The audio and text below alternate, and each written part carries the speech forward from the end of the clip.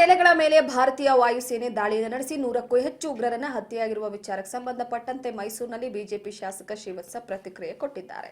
ಕಳೆದ 12 ದಿನಗಳ ಹಿಂದೆ ಹಿಂದೂಗಳ ಮೇಲೆ ಉಗ್ರರು ದಾಳಿಯನ್ನ ಮಾಡಿದ್ರು. ಪ್ರಧಾನಿ ಮೋದಿ ಅಂದೇ ಹೇಳಿದ್ರು, ಯಾವ ತಾಯಿಯ ಸಿಂಧೂರ ಅಳಿಸಿದ್ದೀರಿ ಅದಕ್ಕೆ ತಕ್ಕ ಪ್ರತೀಕಾರವನ್ನ ತೀರಿಸಿಕೊಳ್ತೇವೆ ಅಂತ ಹೇಳಿದ್ರು. ಅದರಂತೆ ನಿನ್ನೆ ರಾತ್ರಿ ಆಪರೇಷನ್ ಸಿಂಧೂರ ಹೆಸರಲ್ಲಿ ದಾಳಿಯನ್ನ ಮಾಡಿದ್ದಾರೆ ಅಂತ ಮೈಸೂರಿನಲ್ಲಿ ಶಾಸಕ ಶ್ರೀವತ್ಸ ಹೇಳಿದ್ದಾರೆ. ಯಾವ ತಾಯಿಯ ಸಿಂಧೂರವನ್ನ ಅಳಿಸಿದಿರಿ ಅದಕ್ಕೆ ಪ್ರತೀಕಾರ ಕೊಡ್ತೀವಿ ಅಂತ ಹೇಳಿದ್ರು.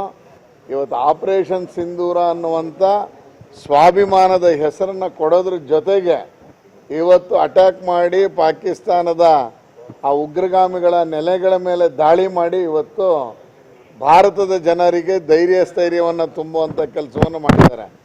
ಭಾಳ ವಿಶೇಷ ಅಂತ ಹೇಳಿದ್ರೆ ಮೊನ್ನೆ ಇತ್ತೀಚೆಗೆ 4-5 ದಿವಸದಲ್ಲಿ ಪಾಕಿಸ್ತಾನದ ಸಚಿವ ರಾತ್ರಿ ದಡಬಡ ಅಂತ ಎದ್ದು ಇನ್ನೇನು ಮಾಡ್ತಾರೆ ಅನ್ನುವಷ್ಟು ಏನೋ ಪತ್ರಿಕಾಗೋಷ್ಠಿಯನ್ನು ಮಾಡಿದಂಥದ್ದು ನೆನಪಿಗೆ ಬರ್ತಾ ಇದೆ.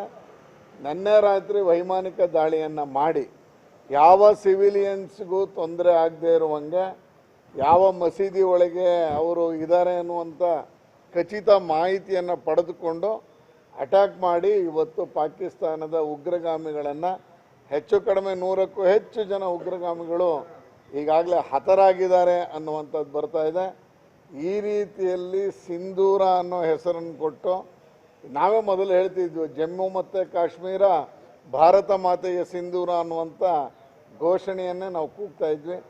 ಆ ರೀತಿಯಲ್ಲಿ ಇವತ್ತು ಪ್ರತೀಕಾರವನ್ನು ಯಾರಿಗೆ ಪಾಠವನ್ನು ಕಲಿಸ್ಬೇಕಾಗಿತ್ತೋ ಅವರಿಗೆ ಕಲಿಸೋ ಮುಖಾಂತರ ಭಾರತ ನನ್ನ ತಂಟೆಗೆ ಬಂದರೆ ನಾನು ಬಿಡೋದಿಲ್ಲ, ನಮ್ಮ ಹತ್ರ ಎಲ್ಲ ರೀತಿಯಲ್ಲೂ ನಾವು ರೆಡಿ ಇದ್ದೀವಿ ಅನ್ನುವಂಥದ್ದನ್ನು ಇಡೀ ಜಗತ್ತಿಗೆ ತೋರಿಸಿರುವಂಥದ್ದು.